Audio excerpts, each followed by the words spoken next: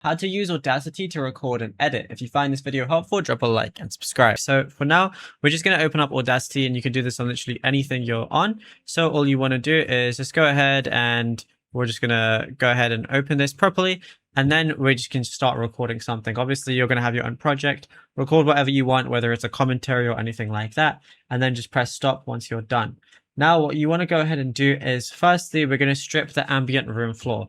So we're going to capture the noise profile. So before you start a recording, what you want to do is go ahead and wait for like 5 seconds and just leave a silent gap. So we're going to do that right now. And basically the reason we do that is because we're going to highlight this initial part, and then we're going to go ahead and go over to effect, and then we're going to see noise removal and repair.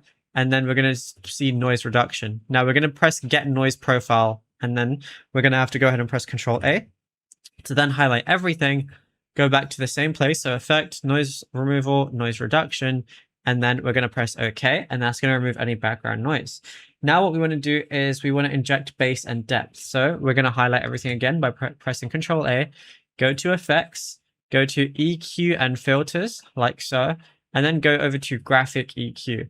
Then click the presets and settings utility box, which is going to be right there. And then select factory presets, and then select bass boost, and then go ahead and click apply right here.